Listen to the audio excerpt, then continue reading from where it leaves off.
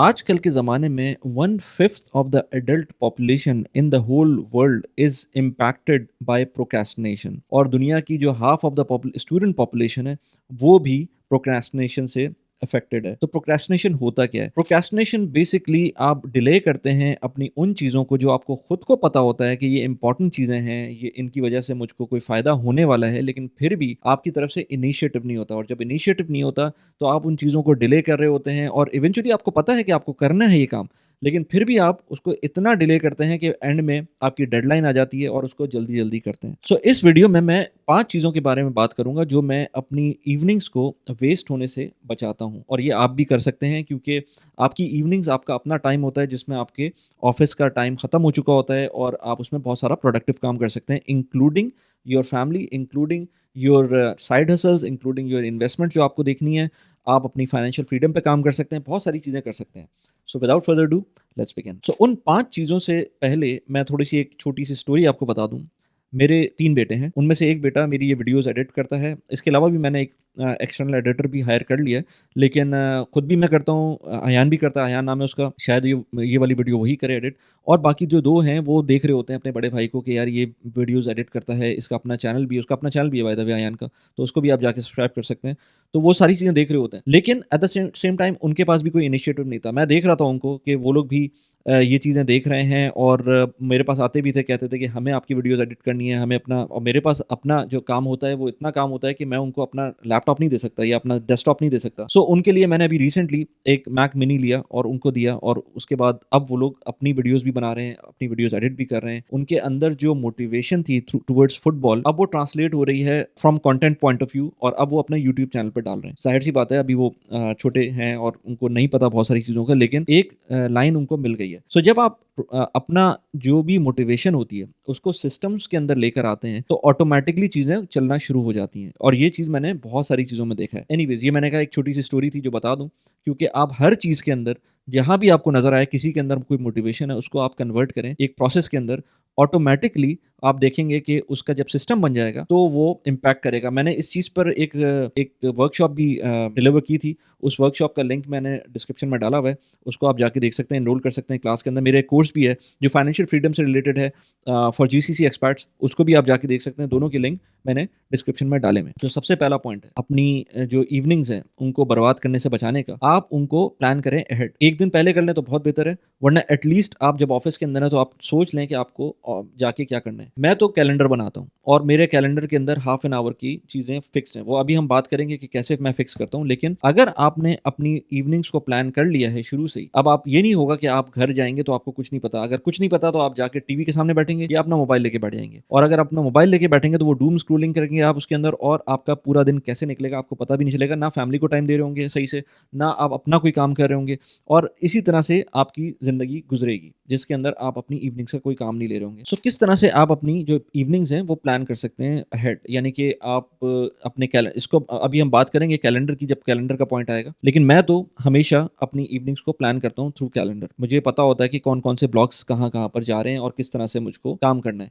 आप अगर बगैर सोचे समझे घर आ जाएँगे और आपको नहीं पता होगा कि आपका दिन कैसे गुज़रना है आज, क्या-क्या काम है आपको, तो वो फिर वही होगा, डूम स्क्रॉलिंग होगी।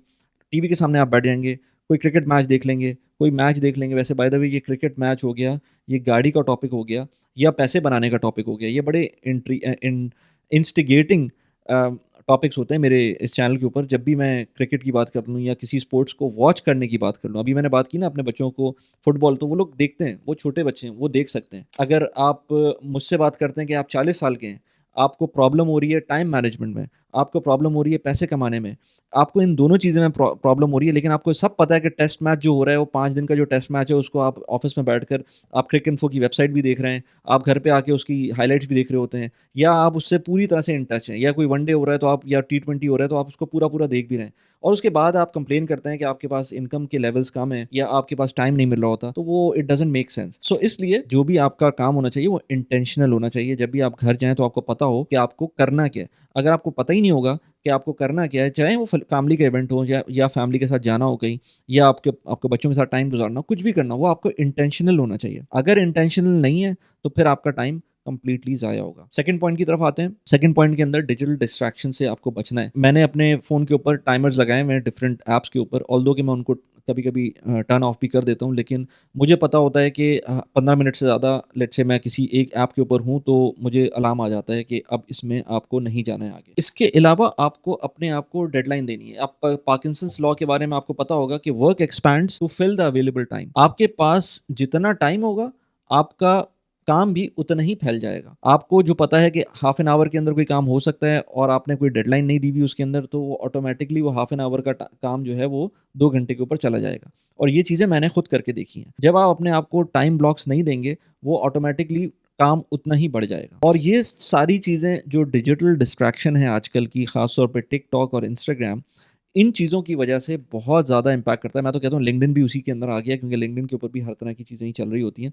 लेकिन फिर भी लिंक्डइन थोड़ा-सा बेहतर है, यूट्यूब बेहतर है। तो मैं ये नहीं कहता कि आप अपनी एंटरटेनमेंट को टाइम ना दें। अगर आपको, कल ही मैं देख रहा था कोई ज़ाकिर खान की एक वीडियो, 25 मिनट्स की वीडियो थी। 1 दिन के अंदर उसने तकरीबन कोई 8 मिलियन व्यूज़ ले लिए थे। फिर मैंने कहा यार कुछ देखना चाहिए, ये कुछ है इसके अंदर। पूरे 25 मिनट्स मैंने देखा, I enjoyed it a lot. अगर आप किसी चीज़ को देखकर एन्जॉय कर रहे हैं, आपके दिमाग में वो चीज़ रह रही है। मैं अभी बात करूँ, मतलब 24 आवर्स पहले मैंने वो चीज़ देखी थी और अभी मुझे एकदम से याद आ गई।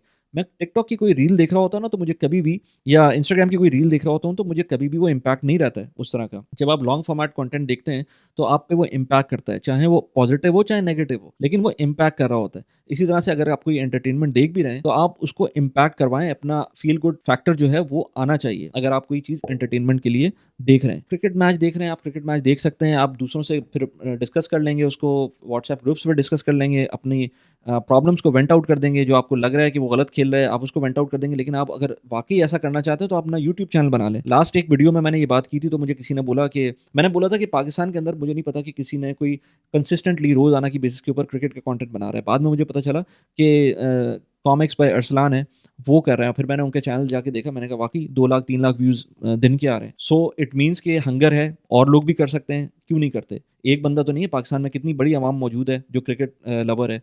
वो एक तो नहीं, वो एक से ज़्यादा वीडियोज़ को कंज़्यूम कर सकती है, अगर रोज़ की आ रही है। सो ये तो आपको देखना है ना, जैसे मैंने अपने बच्चों का बताया, वो लोग अब कंटेंट बनाना शुरू किया है और उनको मज़ा आ रहा है उस चीज़ के अंदर।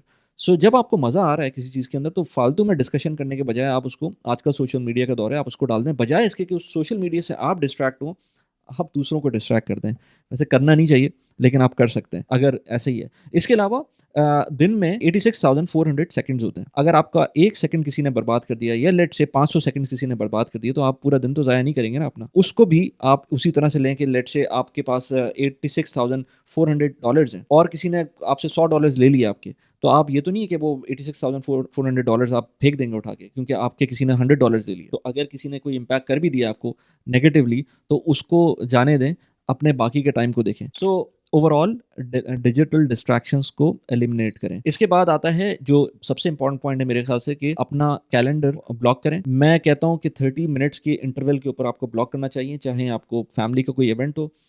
मैं किसी की वीडियो देख रहा था, उसमें उन्होंने कहा कि मैं तो अपना कैलेंडर जो है अपनी वाइफ के साथ शेयर करता हूँ। उनको पता होता है कि मेरे पास क्या-क्या स्लॉट्स अवेलेबल हैं। कुछ स्लॉट्स को मैं हार्ड स्लॉट्स रखता हूँ और कुछ स्लॉट्स को मैं सॉफ्ट स्लॉट्स रखता हूँ। कुछ स्लॉट्स ऐसी हो सकती हैं जो मेरी वाइफ ओवरराइड कर सकती हैं, कुछ को मैं नहीं कर सकता, तो वो उनको प्रिविलेज नहीं है। लेकिन इस तरह से लोग करते हैं।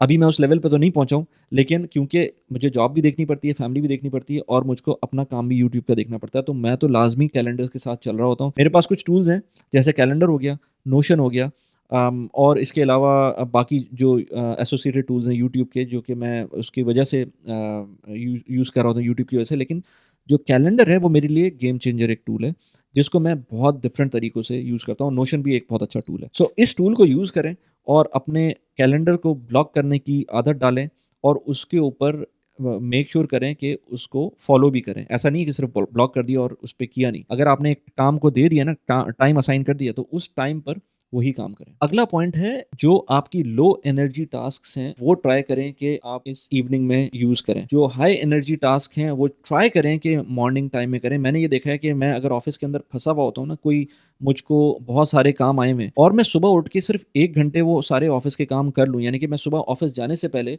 वो 6 बजे, 5 बजे सुबह के, वो काम मैं कर लूँ। मैं इतना ज़्यादा हाफ़ अ डे के जितना मैं प्रोडक्टिव हो जाता हूँ उस 1 घंटे के अंदर। सो अगर आपको वाक़ई कोई काम करना है फ़ोकस वाला तो वो सुबह करें। और अगर आप कोई लो एफ़र्ट काम करना चाहते हैं या लो एनर्जी का काम करना चाहते हैं, तो वो शाम का टाइम है। वो आप अपने हिसाब से अपना टाइम डिसाइड कर सकते हैं। जैसे मैं वीडियोज़ की जो शूटिंग होती है, वो नॉर्मली वीकेंड्स पे करता हूँ, क्योंकि वीकेंड्स पे मुझे एनर्जी होती है, मेरे पास टाइम होता है, वो मैं कर सकता हूँ।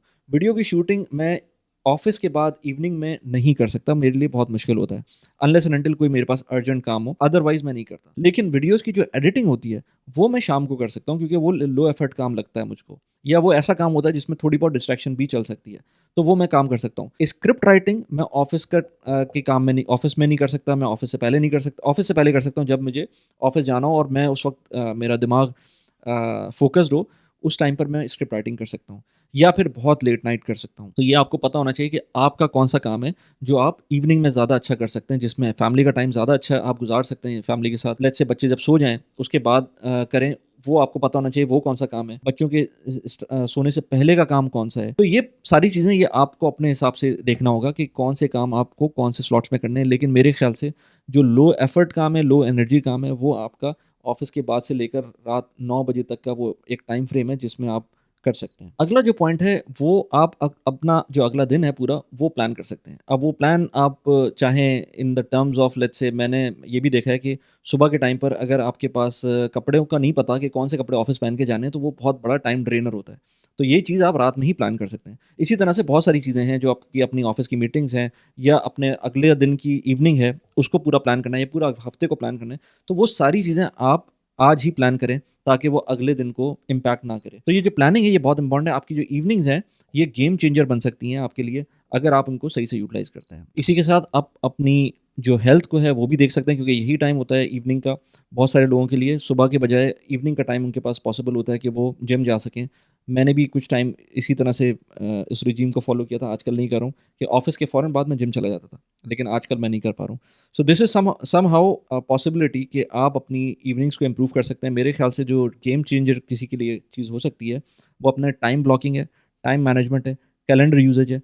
कैलेंडर यूसेज सिर्फ़ अपने लिए नहीं, बल्कि अपनी फैमिली के साथ भी कैलेंडर यूसेज। और मैंने अभी तक बहुत सारे गुरुज़ से सुना है कि आपकी जो स्लीप साइकिल है वो बहुत इंपॉर्टेंट होती है, लेकिन क्योंकि जब आप कोई चीज़ बिल्ड कर रहे होते हैं, तो वो इतना आसान नहीं होता। आई एम 44 ईयर्स ओल्ड, लेकिन मेरा कोई स्लीप टाइमिंग सही नहीं है, जो अच्छी बात नहीं है। बट बिकॉज़ मैं बिल्ड कर रहा हूँ कोई चीज़, तो इस वजह से और ये चीज़ पहले नहीं की थी हमने, तो इस वजह से वो स्लीप साइकिल सारी डिस्टर्ब हुई थी। तो ये चीज़ जो है वो इम्पोर्टेंट है कि आप अगर उस तरह के प्रेशर में नहीं हैं, तो फिर आप सो जाएँ सही टाइम पर। लेकिन मेरे लिए ये पॉसिबल नहीं है, इसलिए मैं ये बात कर भी नहीं सकता। अभी इस वीडियो को मैं फाइनल एक रिव्यू दे रहा था, तो मैंने कहा कि एक चीज़ मिस हो गई इसके अंदर, क्योंकि रेगुलरली जब भी मैं वीडियोज़ अपलोड करता हूँ, मैं personal finance, productivity, real estate, इन सारी चीज़ों के ऊपर वीडियो अपडेट कर रहा होता हूँ, अपलोड कर रहा होता हूँ। इसके अंदर, इस वीडियो के अंदर मैंने प्रोडक्टिविटी की बात की है कि किस तरह से आप अपना टाइम सेव कर सकते हैं, but at the same time मेरा जो चैनल है वो इन्वेस्टमेंट से रिलेटेड है, पैसिव इनकम से रिलेटेड है, इन सारी चीज़ों से रिलेटेड है। तो अगर आप यूएई में रहते हैं या जीसीसी कंट्रीज़ के अंदर रहते हैं, तो आप यहाँ पर मल्टीपल प्लेटफ़ॉर्म्स हैं, जिनके सारे लिंक्स मैंने डिस्क्रिप्शन में डाले हुए हैं, जो कि रेफरल लिंक्स हैं, जिसमें प्लेटफ़ॉर्म्स लाइक अमाना, सर्वा, इंटरैक्टिव ब्रोकर, और बहुत सारे प्लेटफ़ॉर्म्स हैं जिनके थ्रू आप इन्वेस्ट कर सकते हैं, पैसिव इनकम जनरेट कर सकते हैं। इनकी क्या लिमिटेशंस होती हैं पैसिव इनकम की, या क्या इसके रिटर्न्स क्या एक्सपेक्ट कर सकते हैं, इनके ऊपर मैं वीडियोज़ बनाता रहता हूँ।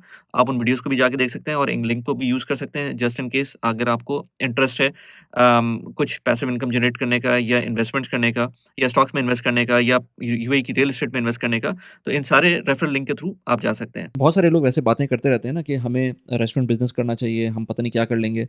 तो शारिक साहब थे, उनसे मैंने कहा कि आएँ और ज़रा पॉडकास्ट करें और बताएँ कि किचन बिज़नेस करना कितना आसान है, कितना नहीं है, क्योंकि बहुत सारे लोग पूछ रहे होते हैं। तो उसके ऊपर मैंने एक डिटेल में पॉडकास्ट की है शारिक के साथ, यहाँ पर उस पॉडकास्ट का लिंक लगा दिया है। इसके बाद इसके साथ मैंने एक रिसेंटली वीडियो की थी, एंड्रयू हालम की पॉडकास्ट थी वो, किस तरह से बैलेंस रखना चाहिए अपनी ज़िंदगी के अंदर और कौन-कौन से ऑप्शंस हैं इन्वेस्टमेंट्स के। यहाँ पर उस वीडियो का लिंक लगा दिया। कैसी लगी वीडियो प्लीज़ मुझे बताइएगा। Thanks for watching the video.